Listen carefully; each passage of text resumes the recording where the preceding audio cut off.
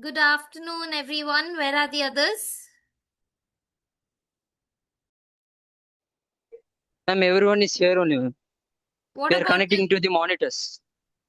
what? No, ma'am, we are connecting to the monitor. Board, Okay, sure, smart sure. board. Take your time.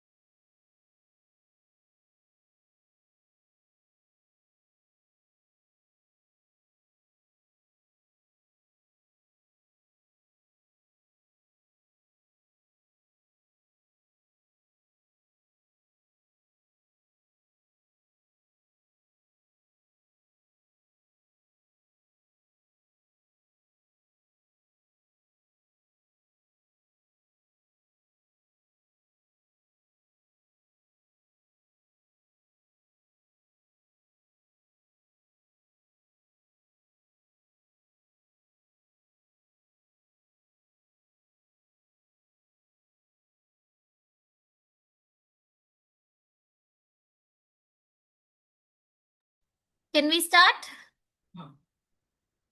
Yes, ma'am. Okay, settle down, everyone. Put her inside that.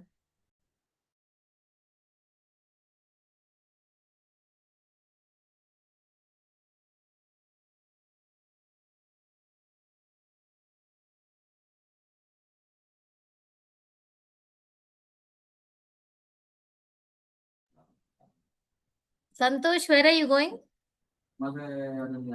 Closing the door. Oh, okay.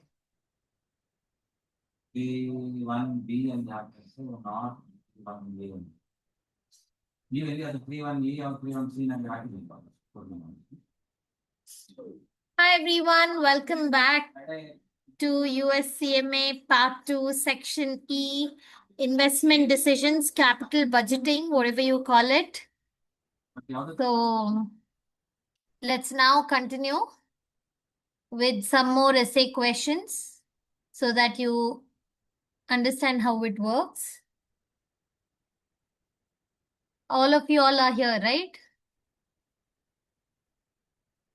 Have you all got access to Hop?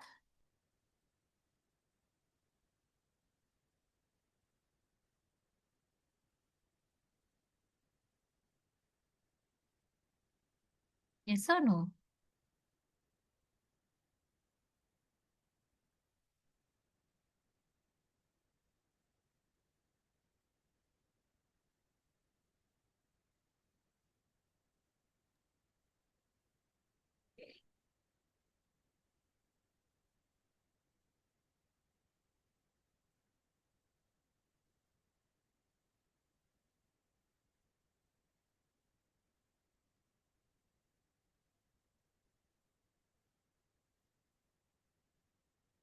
Can we start? Yes, ma'am. All right. So let's take up some essay questions where I want you guys to do it.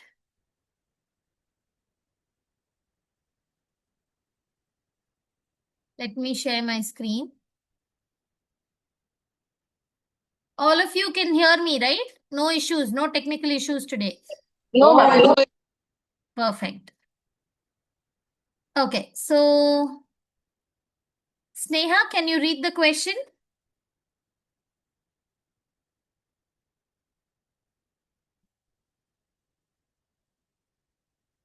So how are you all? All good? Good, ma'am. Okay.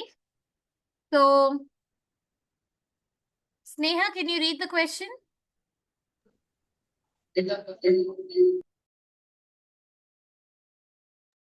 Macro Solution Incorporated. A hardware manufacturer has experienced rapid growth. Micro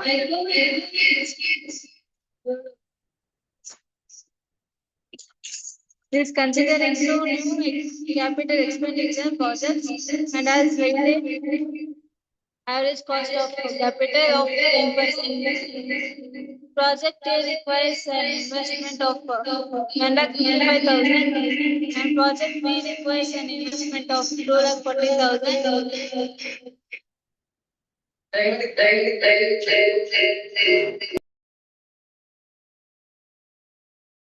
Okay, why is there so much echo?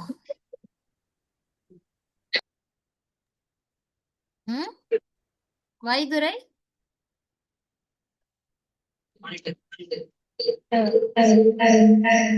What is this? Too much echo, and why is that every class there is something or the other problem?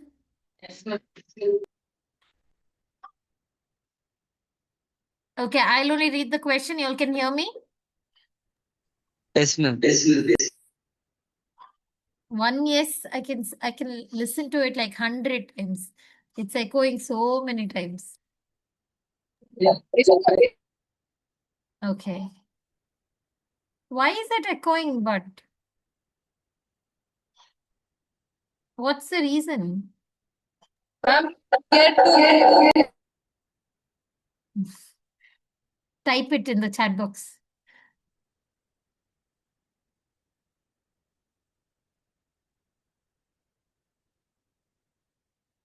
We're near to the monitor. Okay. But the mic is off, right? Of SFS.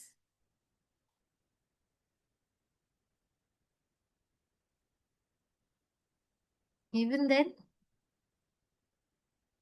that frequency, okay. All right.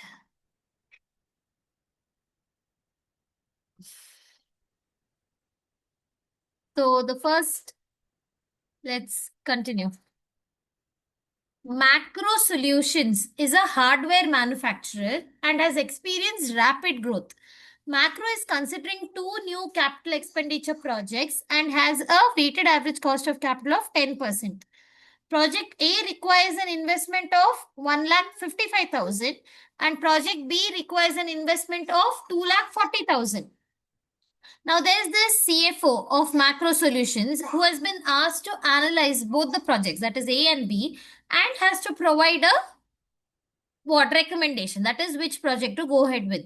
You know what is the initial investment of A and what is the initial investment of B, correct? Okay. Then what is the data that they've given? They've given us what are the cash flows for project A and what are the cash flows for project B.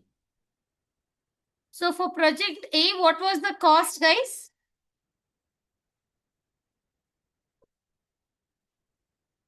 How much was the cost for project A?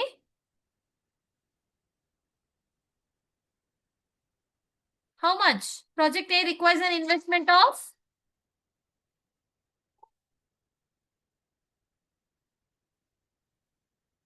Are you guys there?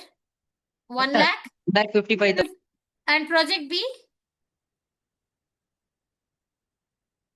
Project B requires how much? 2,40,000. 2,40,000. And they've given you the cash flows. They've given every year how much is the cash flows you can expect from project A. And every year how much is the cash flows you can expect from project B. What is the requirement of the question? Calculate the internal rate of return for each project. Show your calculation. Your time starts now. And what is the rate of interest? What is your discount rate in the question? 10%. 10%. We have already done questions like this where when the cash flows are even, how to calculate IRR. I want you all to apply that formula and tell me what is the IRR. Your time starts now. Cash flows have been given for project A and for project B and the interest rate is given. I want you to calculate the IRR of project A and IRR of project B. Your time starts now.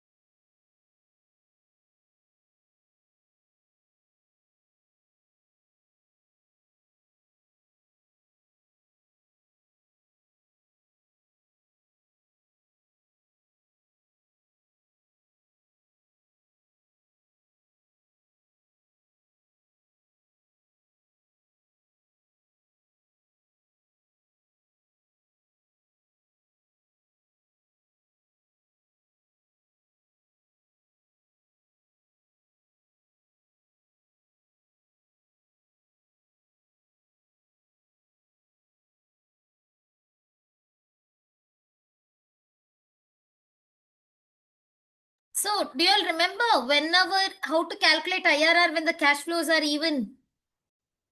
Do you all remember? Yes, ma'am. What do we do when the cash flows are even? How do you calculate the IRR? Annuity factor. You have to use the annuity factor. How do you do that?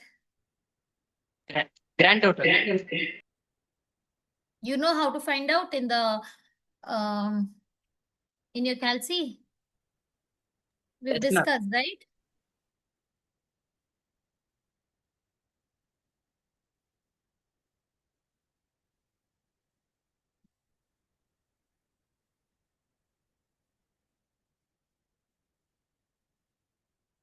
So what is the formula to calculate?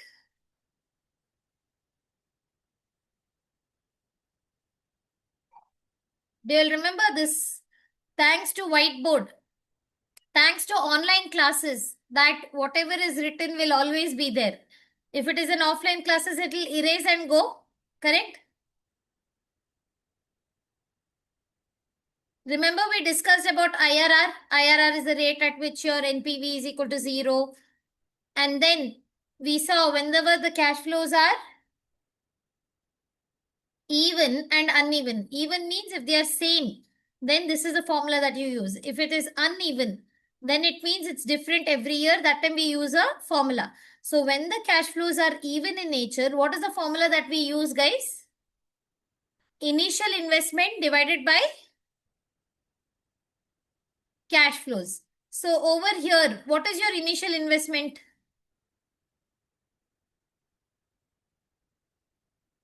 How much is your initial investment for project A? 1,55,000 divided by what is your cash flows?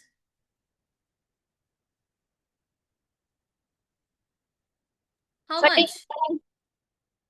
43,000. So how much do you get? 3.6. 1,55,000 divided by, 43,000. you'll get 3.60.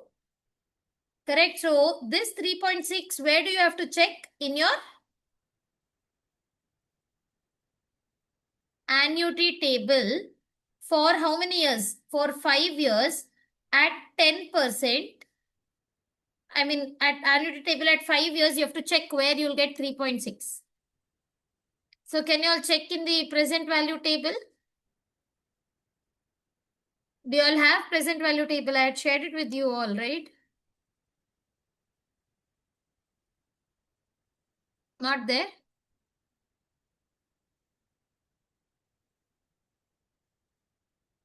So don't worry, this table will be given to you all in the exam. Can you all see the table?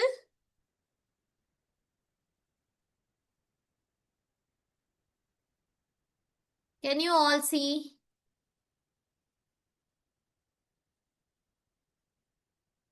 This is your present value annuity table. So can you all tell me in 5th year,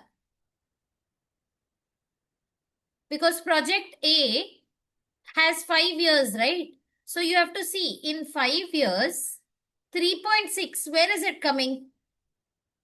Where is it the closest? At which percentage? Look and tell me. 12%. 12%. 3.60 is in 12%. So what can we say? IRR is 12% because this 3.6 in year 5 is coming at 12%. So 12% is the internal rate of return for project A. Same way, can you all tell me for project B, how much is it? Do it. Let me Four. share the table. How much? 4. So you have to check how much is it. Shall I send you all the present value table in the chat box? Yes, ma'am.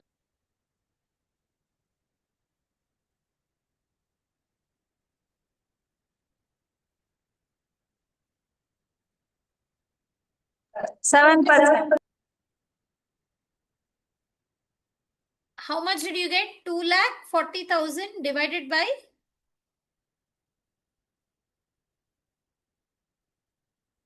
60,000. So how much do you get?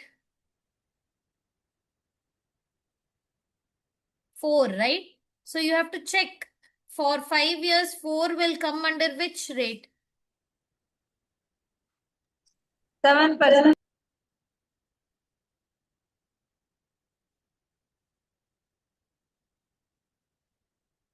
Check over here. 4 is coming where, guys?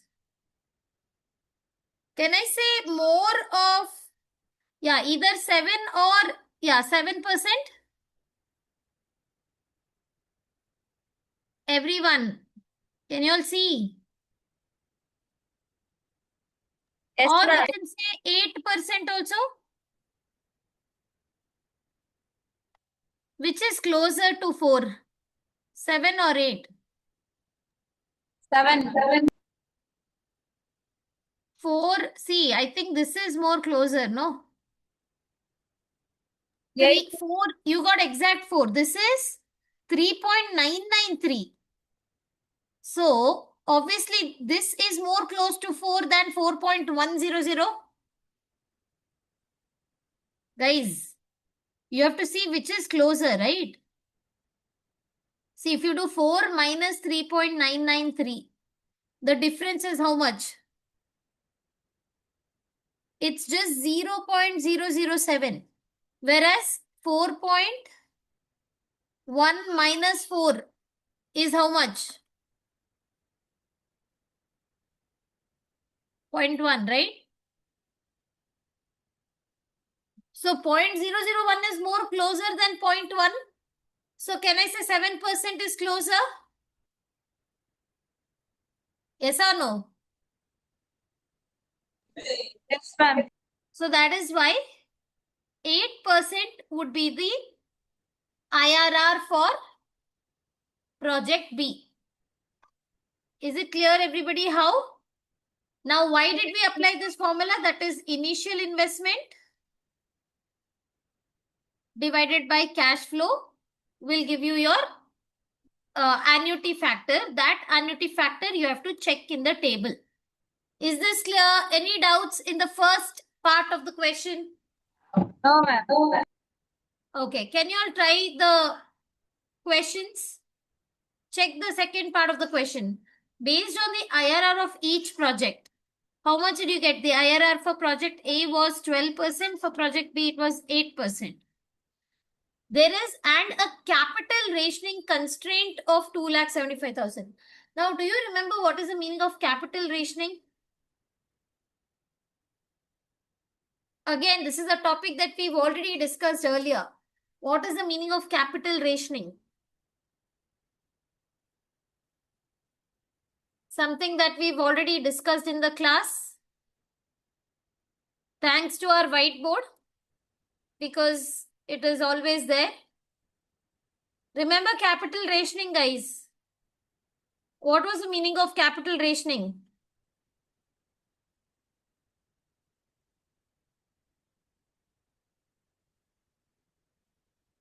Don't remember the concept of capital rationing? Forgot. Forgot. No, ma'am. Respond. Then what is capital rationing?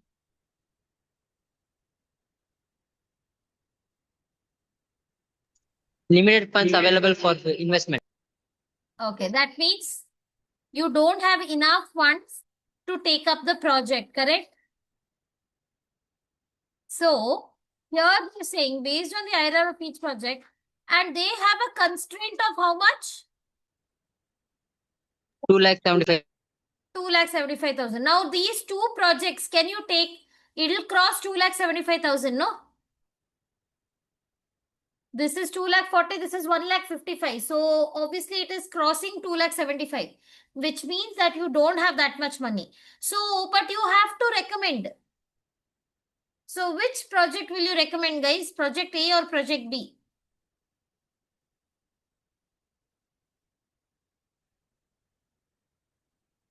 Which project will you recommend? Project A or Project B?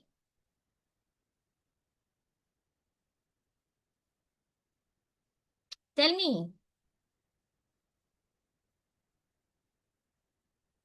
Which project will you recommend? Project A or Project B? Based on the IRR of each project. What was the IRR for Project A? 12%, ma'am. 12%. For Project B, it was 8%. What was the decision criteria for us to decide whether to go ahead with the particular project or not? In IRR. What was the decision criteria?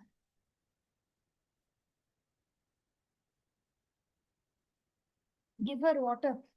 Bottle in there. बाहर क्या करता है? It's in the table. So what is it, guys? Okay, let me again go to the whiteboard because this is also a topic that we've already discussed. What was the decision criteria for us to decide in IRR? Decision criteria in IRR. If the internal rate of return is greater than the cost of capital, we accept the project. Otherwise, we reject the project, right? So over here, how much was the internal rate of return of project A? 12%. IRR was 12% and for B it was 8%. Whereas cost of capital was how much, guys? 10%. So what is the criteria for you to accept or reject based on IRR? If the internal rate of return is greater than the cost of capital, we will accept the project. If the internal rate of return is less than the cost of capital, we reject the project. Basically, if the return is greater than the cost, accept. If the return is lesser than the cost, we reject. So over here, what can we say, guys? Can I say 12% is greater than 10%? Yes, ma'am. So what will we do? We will accept project A. Yes, ma'am.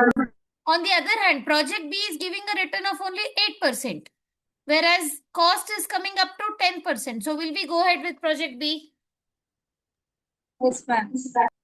We'll go ahead with project B, Anusha. Project A, ma'am.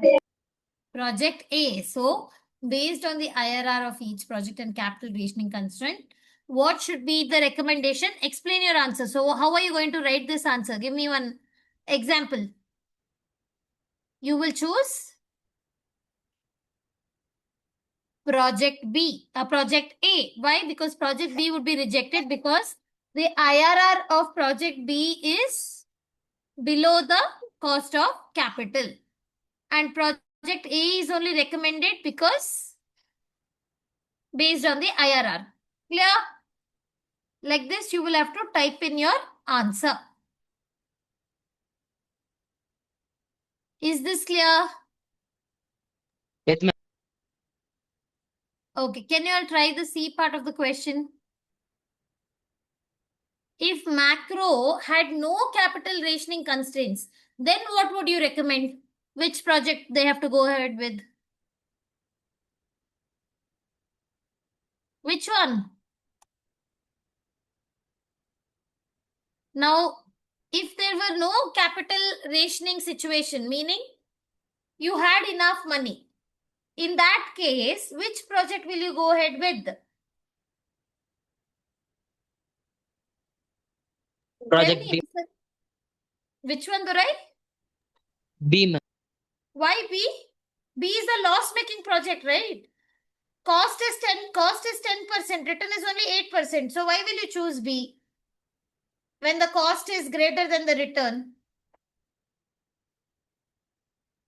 You would still go with project A? Why do you think whenever you're choosing a question, it has to make sense, right? There has to be logic. So even if there is no capital rationing constraint, meaning you have enough money, even if you have enough money, will you choose a loss-making project?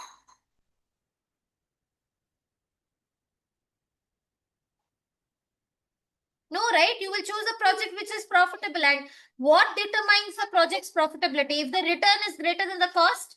So even if you did not have capital rationing situation, you would still not change your recommendation. You would still go with project A because project B ka cost is greater than the return.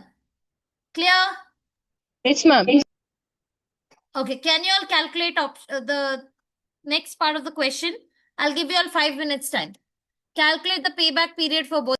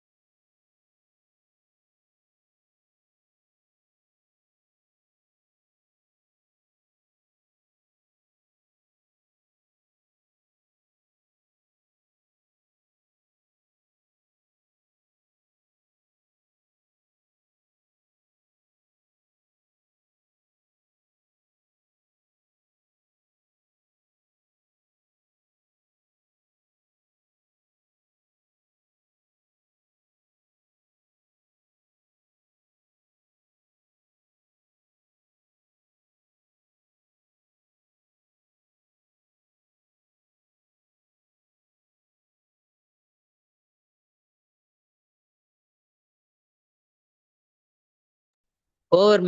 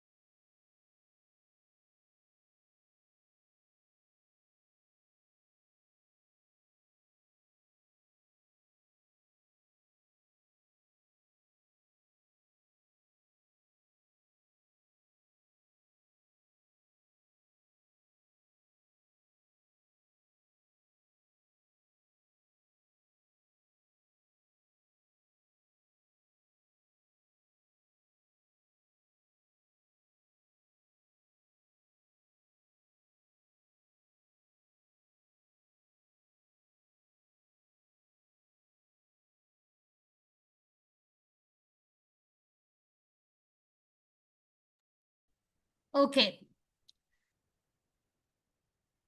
Did you all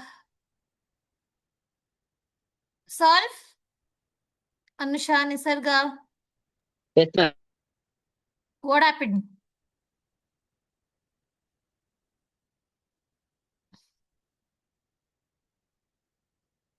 What's the answer? How much was the payback period for project A? 3.7 months, ma'am. 3.7 months or 3 Ma'am, 3 years, years, 7? 7.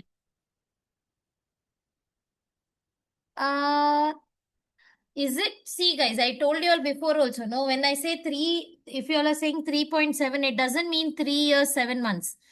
You have to do the math. So, let's check. 1,55,000 and every month you're getting how much? 43. 43,000. So, you can simply divide. It is 3.6 years. Ma'am, 3.7. You can simply do 1,55,000 divided by 43,000, right? You'll get the answer because cash flows are same.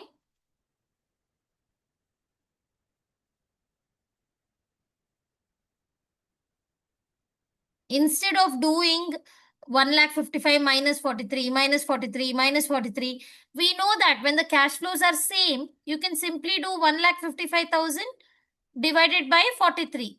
You'll get 3.6, right? So that 3.6 years is nothing but the payback period. Now 3.6 years means how much, guys? Is it 3 years, 6 months? Yes, ma'am. No, it's not. When we say 3.6 years, it doesn't mean 3 years, 6 months. Because we know 1 year is equal to 12 months. So 0.6 years is equal to how much? You have to do 0.6 into 12. How much do you get? 7.2. 7.2. So it is, the correct answer is 3 years, 7 months. And what did they tell? Here, what have they told? Assuming a 4-year maximum payback requirement. What recommendation? So project A is taking 3.6 years and the target given is how much? 4 years. 4 years. So are they meeting the target? Yes, ma'am. Yes. What about project B? 4 years. Ma'am.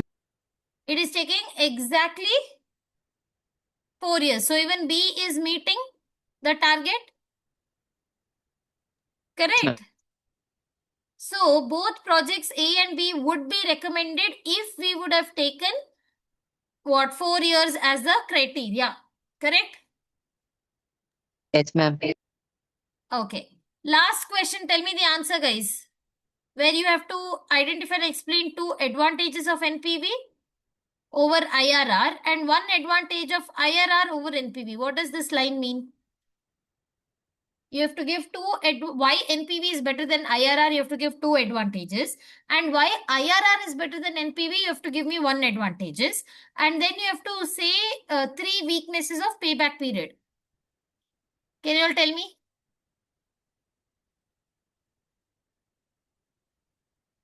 Nisarga?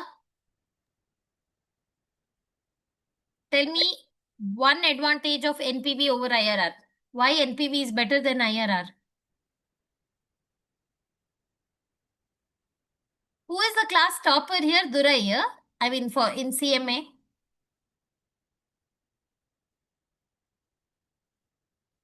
Yeah?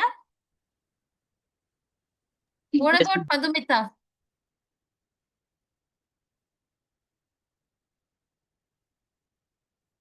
Anusha, Nisarga, and Anusha's left side, who is it?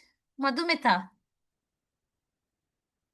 Sneha, ma'am. Oh, that's Neha. And beside Nisarga? Navanita. Navnita. There is no Madhumita in the class, right? No, ma'am. Oh, I always get confused. Navnita, yeah. Ma'am? Yes? Ma'am, today is Sneha's birthday, ma'am. Really? Yes, ma'am. Happy birthday, Sneha. What a dedicated student. On the birthday also, she's attending classes. This is real dedication, guys. I Thank really you. appreciate. So, how young are you today? 19, ma'am. 19th birthday, nice. Already an adult.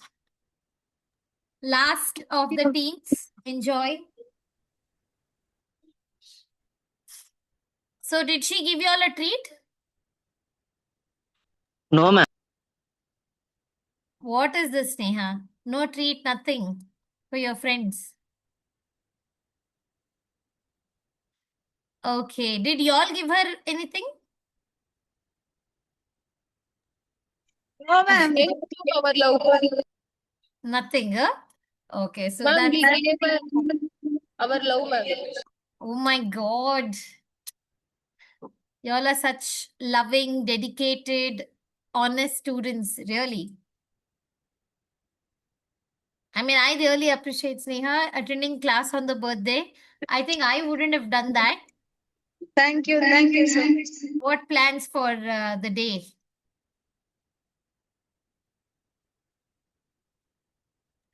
Sounda needs wine. It's What? Sounda needs alcohol. Soundaris? Sounda needs alcohol. It's ma'am. Oh God, like really? This class is getting recorded, guys. Just for your information. Soundar, are you 18 plus? Ma'am. No, you have to be 21. No, ma'am. Not asked. Ma'am is demanding for alcohol, ma'am. You have to be 21 for that, Soundar. Not until then. And not after that also, but legal age, you all are aware, right? Ma'am is demanding, ma'am. What is this, Soundar? This class is getting recorded, so shall we continue? So tell me, guys, what is one advantage? Actually, you'll have to tell me two advantages of NPV over IRR. Why NPV is better than IRR? Soundar, tell me.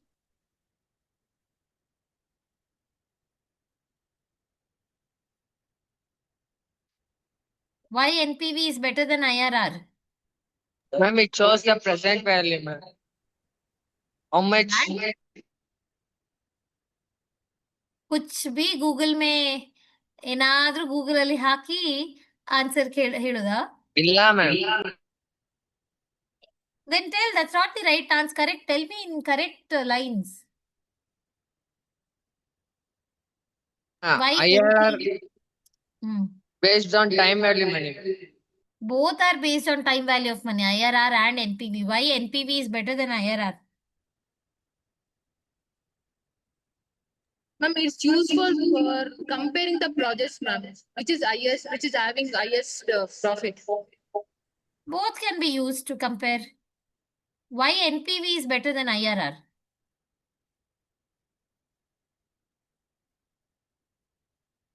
So many times we have discussed this topic in the class. ನಿಮ್ ತಲೆ ಎಲ್ಲಿರುತ್ತೆ?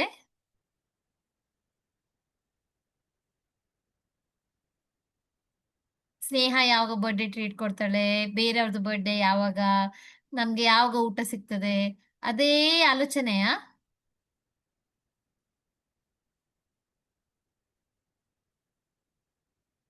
ಕುಡಿಯುವುದೇ ಆಲೋಚನೆಯಾ ಸೌಂದರ್?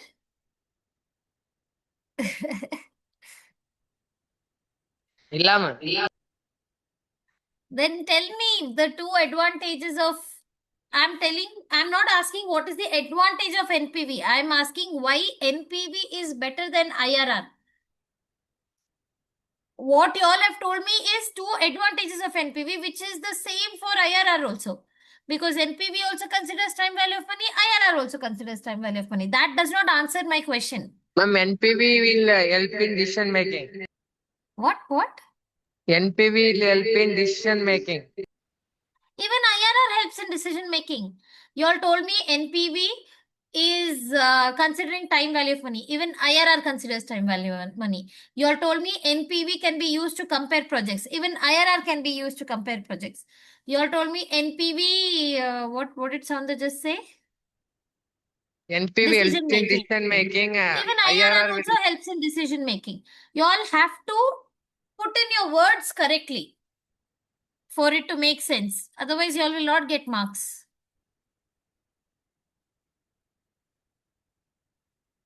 It gives actual profit value. Yes, that not actual profit value, it gives us the absolute dollar figure. ಆಯ್ತು. ಸಾಕು. Nisarga, come back. So, NPV gives us a proper dollar figure, meaning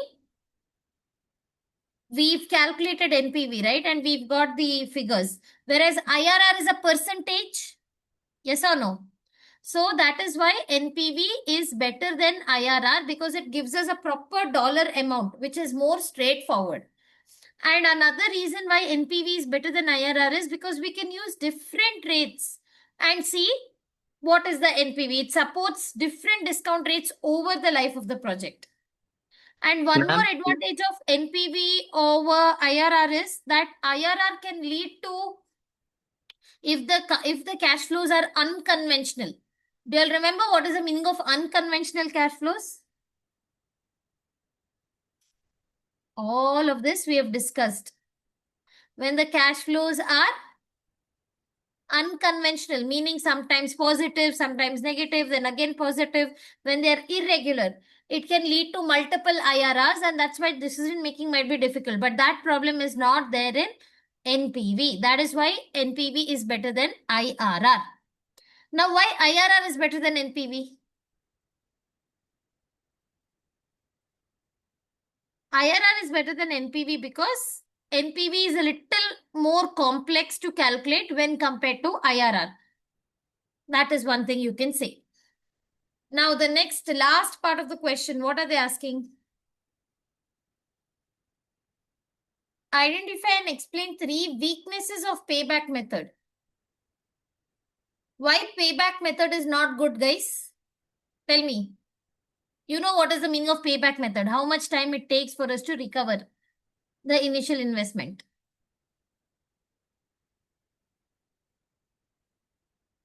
Think and tell me why payback period method is not good.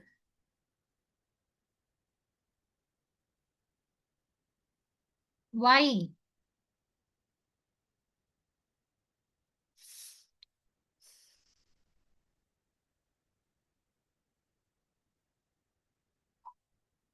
Tell me why.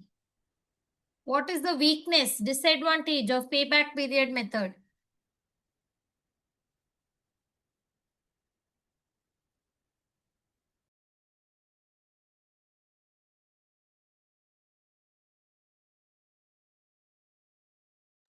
It ignores all cash flows behind the payback period. Correct. And one more? It ignores time value of money. And it also ignores cost value of capital.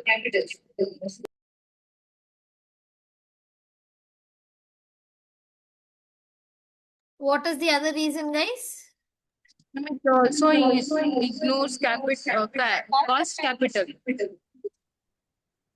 Okay, instead of that, in simple words, you all can not Google and remember what was taught in the class.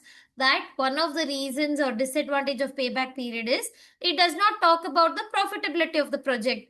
It just tells you, right, when you will recover. Does it tell you how profitable a project is? Now, just now you all did know project A took 3.6 years to recover. Project B took 4 years to recover. Does it tell you how profitable project A is, how profitable project B is? No, it just tells you how much time it takes to recover. So the main disadvantage of payback period is it does not talk about the profitability of the project. Clear? Yes, ma'am. Okay, one more weakness of payback period is it is only concerned until the payback. After the payback, what are the cash flows? Nobody is bothered. So that is why that is also one of the disadvantage of payback period because not all cash flows are covered.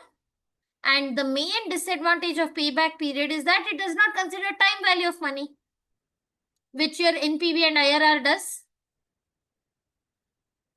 Got it? Yes, ma'am.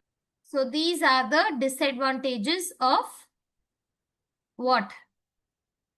Your Payback period. payback period.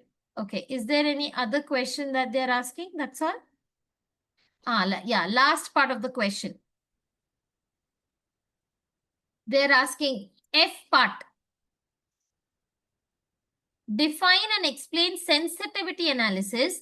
Explain two ways how Alexander can use sensitivity analysis to further evaluate the proposed projects. Can you all tell me? Go back and remember, we've discussed about sensitivity analysis also.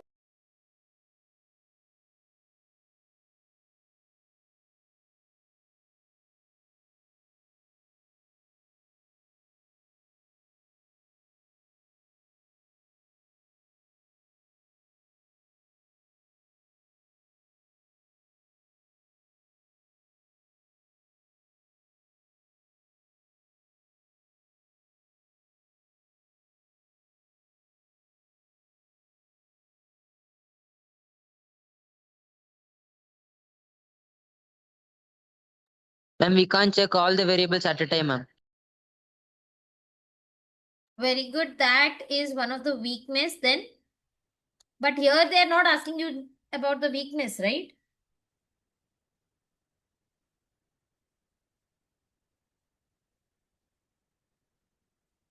What are they asking you here?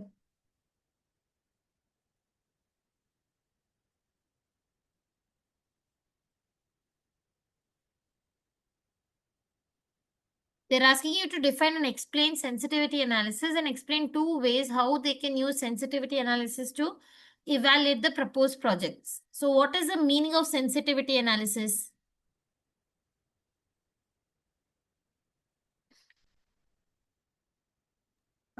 Gives better picture about project, ma'am. Okay, that is a very general answer. But how can you enhance your answer? What does sensitivity analysis do? It tells us what happens when one variable changes. Correct? And by conducting sensitivity analysis, you can see that, okay, if I change my selling price by 5% or increase by 5%, what will happen to the NPV? If I decrease my fixed cost by 3%, what will happen to my NPV? So it lets us analyze the variables that goes into the NPV calculation and see what effect it has on the NPV. Correct? So sensitivity analysis is a tool.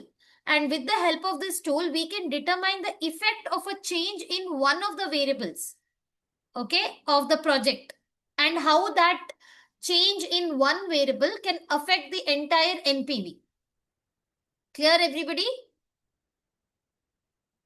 And because you're conducting sensitivity analysis, one can actually determine the effects of variances from projections, and they can identify the risk by taking some assumptions that can produce large changes in the probability. All right. So it basically talks about how volatile the outcome of a financial model is to a specific change in a variable. Now, by knowing, like, because we conducted sensitivity analysis, now we will know what is the sensitivity of each variable. Like, for example, let's say selling price ka sensitivity is 2%. Right? Now, this is an indication that it is very, very critical, because just 2% change in selling price will lead to NPV becoming zero, or, loss making project. So with the help of sensitivity analysis, we can understand the criticalness. Clear, everybody?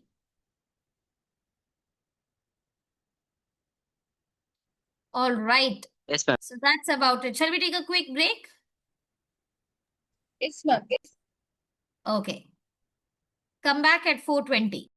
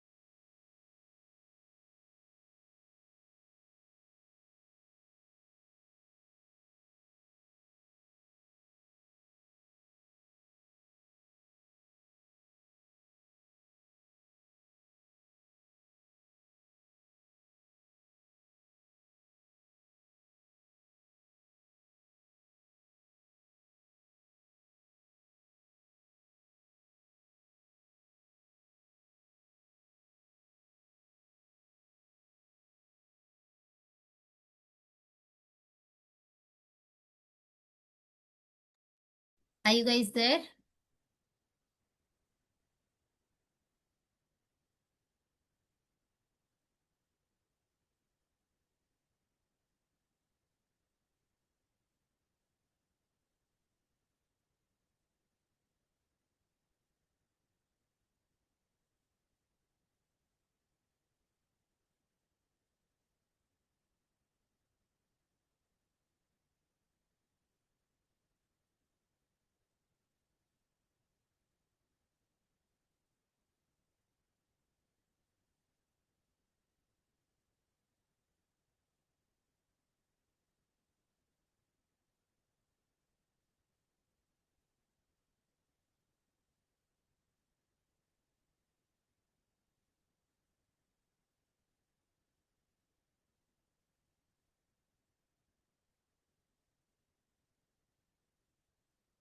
Break is over. Are you all there?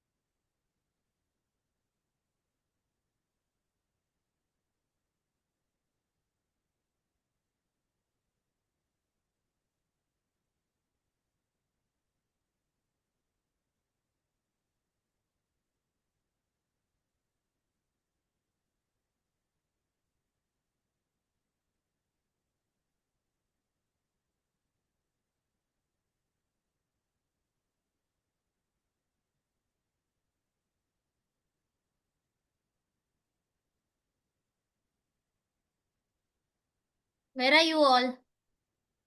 Break is over.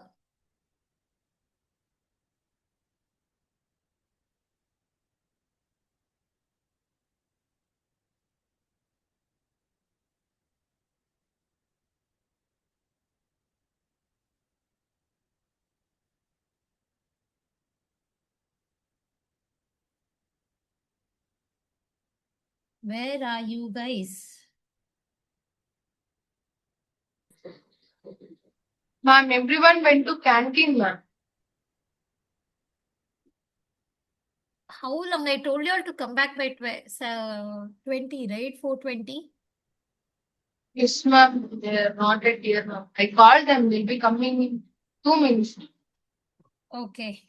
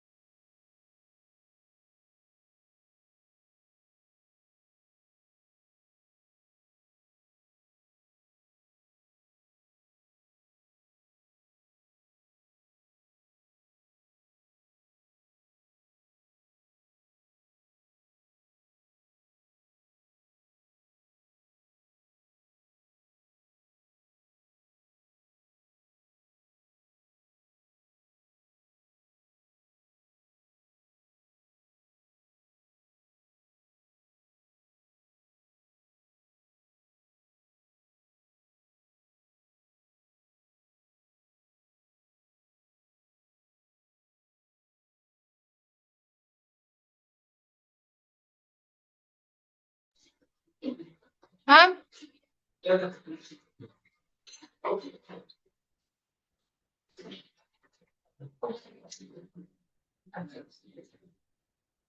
ma'am,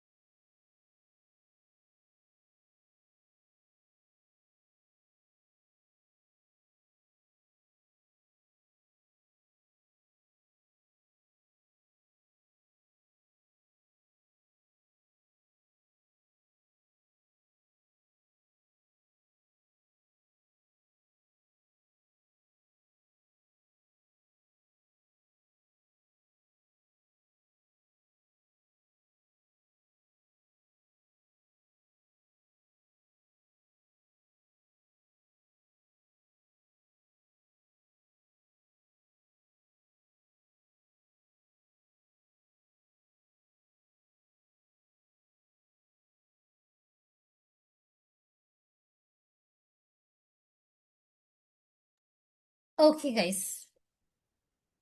Did you all go through this essay?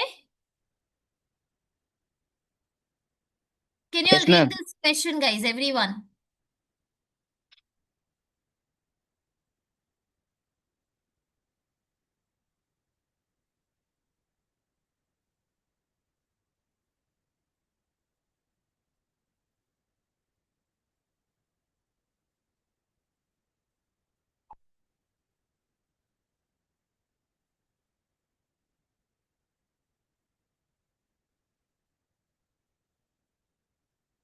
So what's happening over here?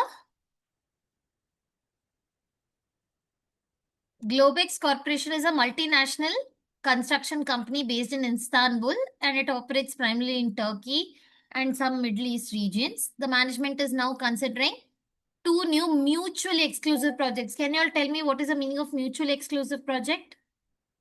Different project. The mutually exclusive projects means both the projects are using the same resources, so you can choose only one. Okay, the first project involves a giant construction project for a bridge. Okay, in Istanbul, and the other one is sports center in Qatar that will be used for FIFA World Cup. All right, and both projects requires $80 million as initial investment. IRR and payback is given for the bridge project and for FIFA World Cup project. The planned completion for the date of bridge project is May year 1 and for sports center is December year 3. The sports center also requires 1 million of additional working capital. Hurdle rate is 10%. Okay, so what are they asking? So this question, this essay question is a combination of section B and section E, where they're asking define working capital and all that. So you know what is the meaning of working capital, right? Working capital is a capital that is required for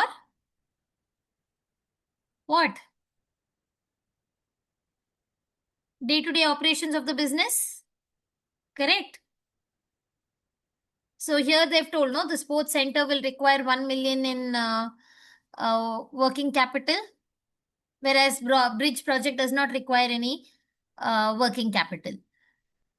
Anyways, then they're asking define political risk. Again, this is a concept that you'll be studying in section B for both the projects and how a firm would mitigate this risk.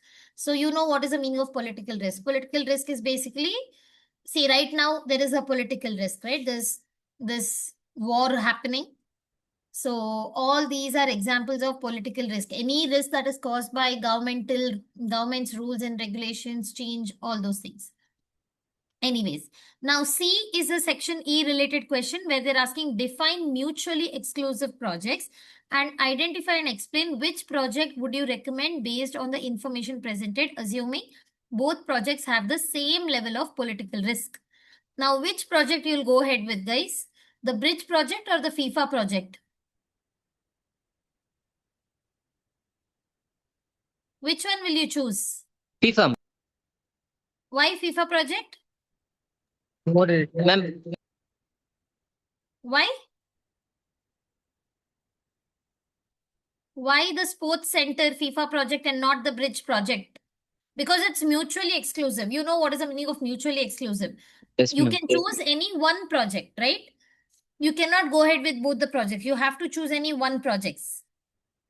So in that case, which project will you choose? FIFA only. Why? Ma'am, IRR is Yes, because IRR is higher for sports center project and even the payback is Yes. shorter. Correct. So that's Yes, the ma'am. reason you would go for which one? The sports center project. Okay. What other additional information would be helpful to evaluate those projects? What other information? In case they had given us the NPV, that would be helpful. Correct? Yes or no? Because see, both the projects have the same initial investment, that is 80 million. But their lives are different. One is 5 years, one is 3 years. Correct? So, modern financial theory specifies that we should choose the project which will give you higher NPV. Whereas IRR method, you know, it is not as reliable as your NPV method, correct? So, management should choose the project that increases the value of the stakeholder. So, if at all they had given us the NPV, that would have been better. Because that is what they're asking, right? What other information would be helpful? If they would have provided the NPV, that would be helpful. Then, define hurdle rate. What is the meaning of hurdle rate, guys? This also we have discussed earlier. And explain how does a firm develop its hurdle rate. How?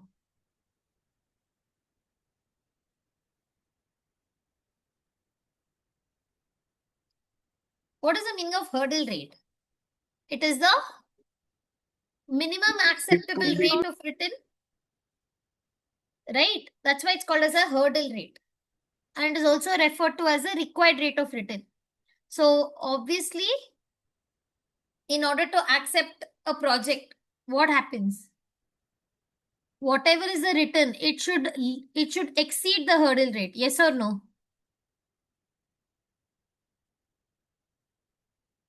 It should exceed the hurdle rate, correct or not? Now, for example, let's say I am going to take up this FIFA project and I need $80 million. Okay, I'm the company. Now, this company, from where will it get this $80 million? From all the investors, correct? Maybe through common stock or preferred stock or debt. Now, all those who are giving the funds, will they give it for free? No, ma'am. No, right? They will expect something in return. So for me, it is cost. So let's say that the cost.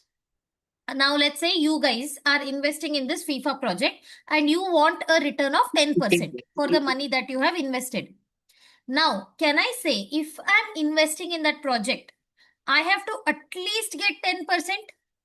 Because if I don't get 10%, then how will I pay you guys back? Correct? Yes or no? Yes, ma'am. So that is why it is called as hurdle rate. You know what is the meaning of hurdle rate? You have to, that is like the minimum required rate of return you have to get from the project. Because if you don't get that return, then what will happen? You will not be able to pay your investors the money. Yes, ma'am. So that is what they are trying to tell over here. Is it clear what's the meaning of hurdle rate? Yes, ma'am. Okay. We have 15 minutes. I'll just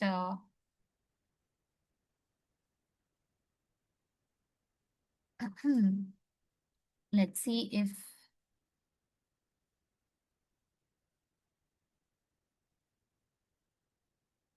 okay, can you all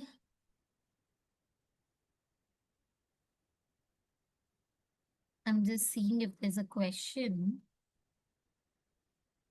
Yeah. Just go through this question.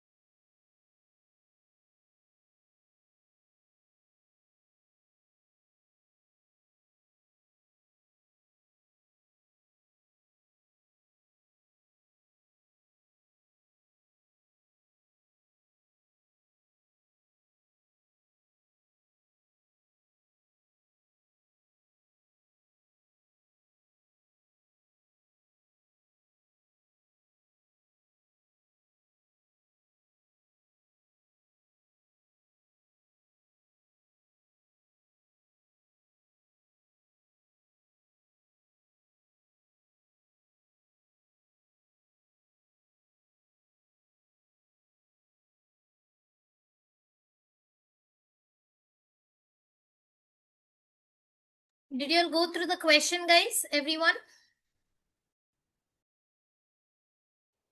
Did you all read the question? Yes, ma'am. Okay. So what are they asking? Let's see the requirement of the question. Define hurdle rate and why. Explain why weighted average cost of capital is appropriate. Just now I told you all. What is the meaning of hurdle rate? What is it, guys? Required rate of return. It's the minimum acceptable required rate of return the company will consider from a prospective project or investment. Now, calculation of weighted average cost of capital is a section B topic, so you can skip that. Explain the importance of beta, again a section B topic. Explain the importance of changes in net working capital in capital budgeting and identify which project may be affected by changes in the net working capital. Which project, guys? Which project? You all have read the scenario, so tell me.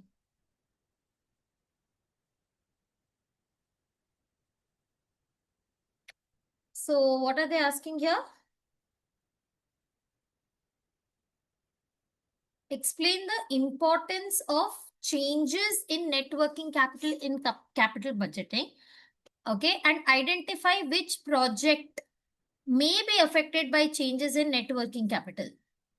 So basically, you know, as you make any capital investment, they are made which results in changes to the business, there'll be likely a change in the amount of working capital required, right? So if at all there is an increase or decrease in working capital, that has to be incorporated in the cash flows, correct? So can we say if at all the cash flow is increasing, that is if the revenues are increasing every year, that means if the sales are increasing of a particular project, then even net working capital required also will increase? Yes or no? Yes, ma'am. The more you make sales, the more will be the inventory, the working capital that was required. Okay. Yes, ma'am.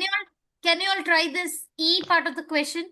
Explain how depreciation and income tax affects cash flows and capital budget for a year. Now you all know what is the relationship between depreciation and income taxes. So many times we've discussed this and solved questions. What is the meaning of it, guys? Depreciation na. What?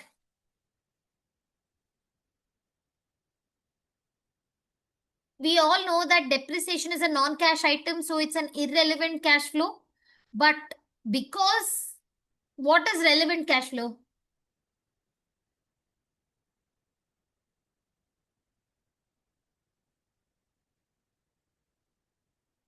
Your tax depreciation tax shield is what they're asking over here. Guys, in this particular question, they're asking about the depreciation tax shield. Do you all remember about depreciation tax shield? Yes, ma'am. What is it? How do you calculate depreciation tax shield?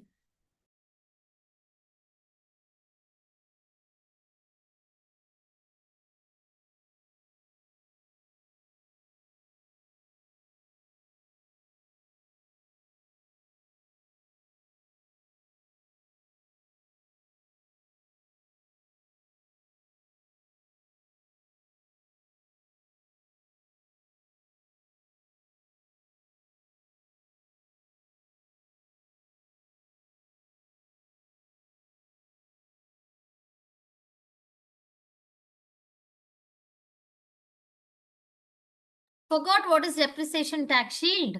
Ma'am, Because, yeah, tell me. investment value divided by number of years into tax. Yeah, basically depreciation into your tax rate. Now, what you told Durai was about the straight line depreciation. Like that, there are so many depreciation methods that we've discussed. There is straight line depreciation method, there is written down value method, there is maker's depreciation method. So, basically, depreciation tax shield is depreciation into the tax rate. That will give you your depreciation tax shield. What is the meaning of depreciation tax shield? It simply means that Because you show depreciation as an expense in your P&L account, your profit reduces, and because your profit is reducing, you're paying less tax. That is why you're getting savings in income tax because you showed depreciation as an expense. That is what they're asking in this question. Clear? Yes, ma'am. Okay, then they're asking identify and explain one method Chen can use to account for uncertainty in the cash flow forecast. So what can Chen do? It can use what? NPV. NPV, yes, but more than NPV, it can use sensitivity analysis or it can use scenario analysis. Correct? Or it can use expected value approach, because all these approaches, which we have already studied, if you'll remember, are methods to deal with uncertainty. Okay, and what is the last question that they're asking? Define a capital budget post-completion audit. Explain the role of post-audit in the capital budgeting process. What is the meaning of this? What do you mean by this, guys? What is the meaning of post-audit? Not heard of this term? We have actually discussed about this also when we were doing the capital budgeting process.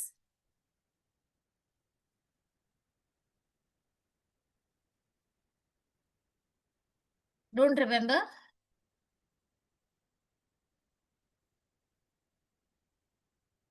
I guess you all have forgotten.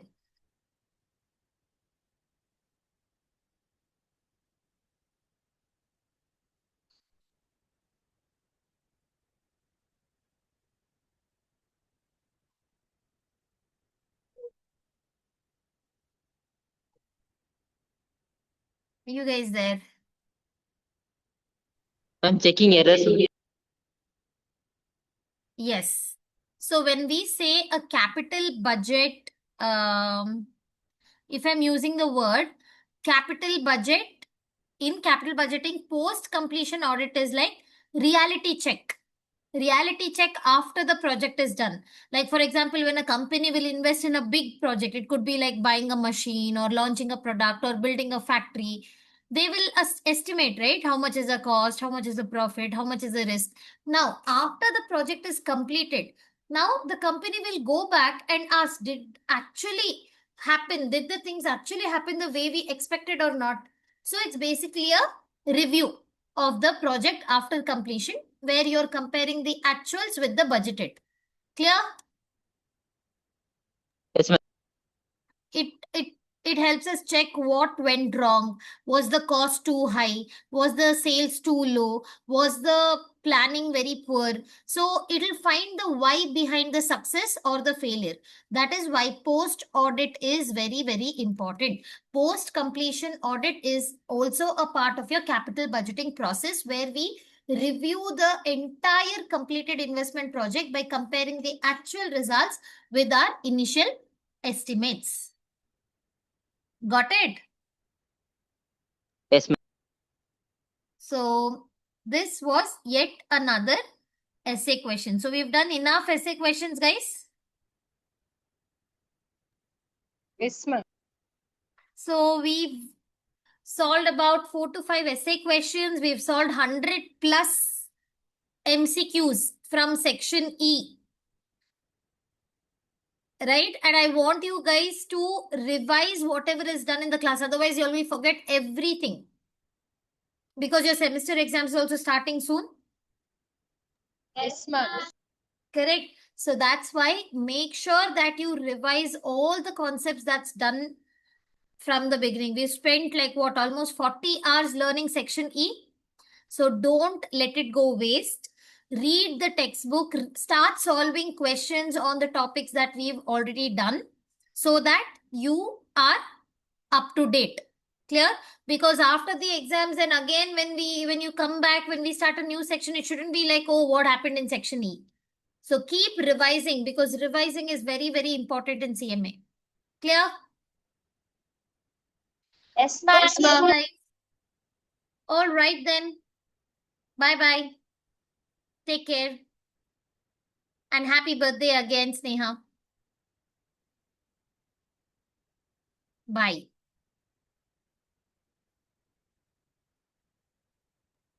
Thank you, ma'am. Enjoy.